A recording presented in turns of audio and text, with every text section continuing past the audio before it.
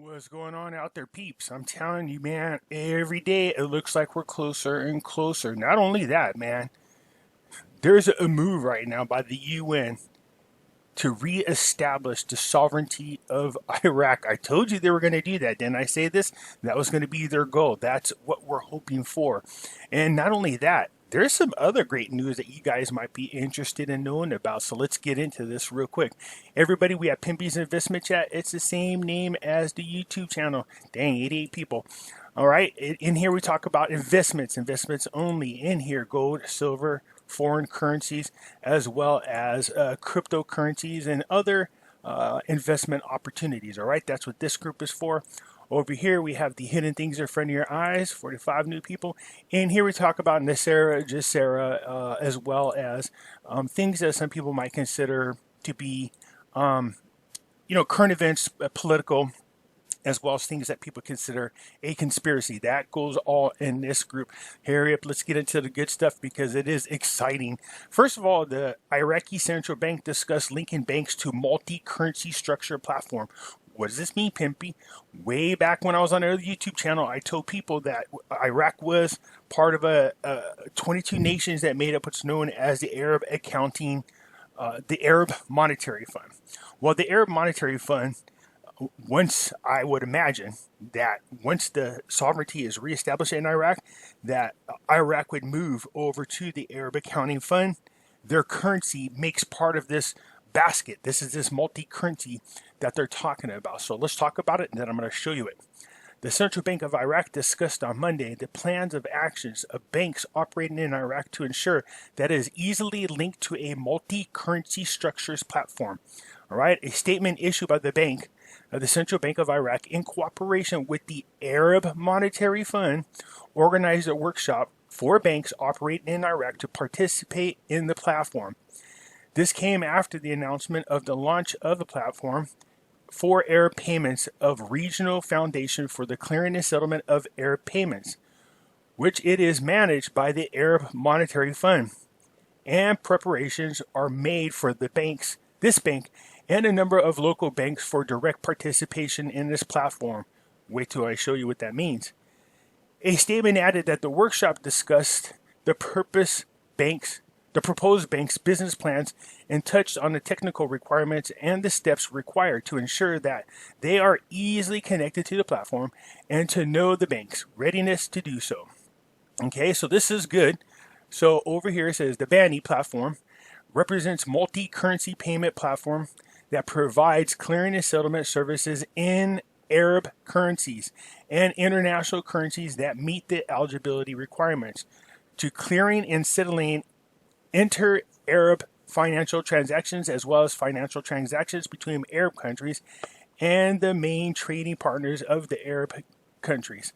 Okay, so it aims to enable financial and banking institutions in the Arab region, including central and commercial banks, to send and receive payments in all parts of the Arab region and outside in a safe and reliable manner at an appropriate cost and high efficiency. In addition to the BANI platform, provides participation with modern payment solutions.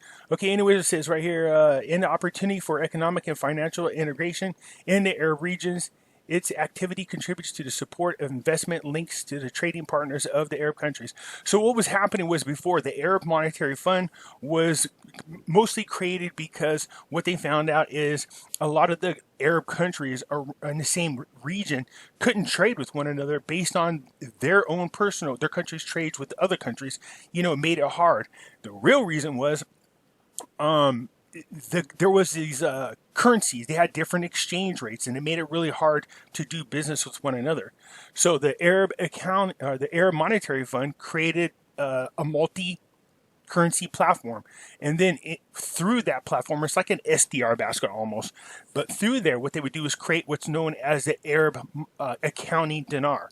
So if you come over here to the Arab Accounting Dinar inside the Arab Monetary Fund. Right, so you go to the website here, the main one, and you open it, and you come over to Finance and Activities and go Arab Accounting Dinar. How they calculate the rate for the Arab Accounting Dinar?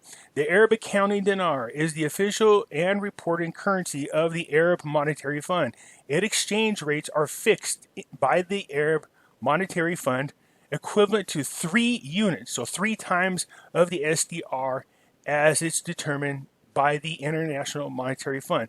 So 3 times the SDR rate. Well, what's the SDR rate? The SDR rate right now is 1.3841, whatever, but let's take a look at what that means. Oh, not that. Where the heck is my little calculator? So 3 times, isn't that what it says? 3 times? So 3 times 1.384461. There you go. You guys got it. Okay. What does that mean the rate is? $4.15. That's what the Arab accounting dinar would be. Now, in here, it goes on to explain how it affects the other currencies. What it does, it has a way of balancing out their exchange rates. So this would actually affect it for the better, of course, the Iraqi dinar. There's other news about that. Under the direction of Al-Qademi, Oil donates fuel for free to private generators in exchange for lowering prices. Okay? So what they're doing is, look, we'll give you guys the fuel for your electricity generators, but just lower the prices that we need for our electricity. Domestic and foreign borrowing laws come into effect. Okay, good, we're there. A statement of the Ministry of Justice, which the Euphrates News received a copy of, quoted the Director General of Newspaper Department saying that new issues of Iraq fact sheets has been issued with a number of 4,590, which is included in presidential decree, and a number of decisions, statements. In other words, okay, they're going ahead and they're doing internal, external laws.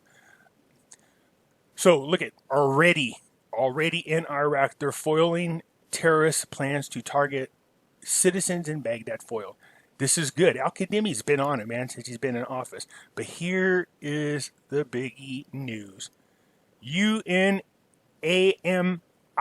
comments on the Baghdad and Washington discussion. Iraq will be a forum for regional dialogue instead of an arena for conflict. Okay, now, the United Nations mission in Iraq on Monday suspended the Iraqi American strategical dialogue, affirming support for Al-Qademi's government support to impose sovereignty. Yes, do the peepee dance, do the peepee dance. Okay, so the file for the Iraqi American talks was presented in their conversation with Blacksart, and by asking her about the support of the United Nations to those talks on the basis of a common interest between the two countries and support for the sovereignty of Iraq. Isn't it weird how things are lining up? We have what's going on with Trump. Possibly, if he does this, if they pull out of the SDR basket and then the IMF decides not to use the U.S. dollar as a reserve dollar, I told you what happens. It drops the value of our currency by 80%. And then the opposite effect would be other currencies would increase by 80%. So this is very interesting. There seems to be a real quick push to give Iraq back its sovereignty. I know that's the goal all along. The UN officials affirmed the United Nations in Iraq, in line with its mandate, supports the sovereignty of Iraq, and we support the efforts of the government and Prime Minister Al-Qademi in this regards, especially its fight against terrorism. ISIS has been defeated militarily, but it remains a threat. Therefore, continuing discussions on how to move forward on this issue with the United States are constructive and certain with other stakeholders as well, based on respect for sovereignty and mutual interests. So it looks like Blacksart's already giving her blessings on doing what we need to do to give Iraq back their sovereignty. Man, I'm smiling big time. Okay?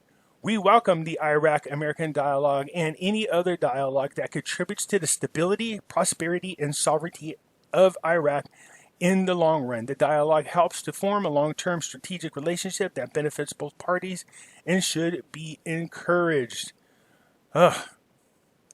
Blacksart stressed our call to spare Iraq from competing interests between regional and global opponents is not new, and we reiterate it on every occasion. Iraq deserves an opportunity to recover after years of instability, and we believe that protecting Iraq from regional polarization will help Iraq find solutions for their many internal problems on their own.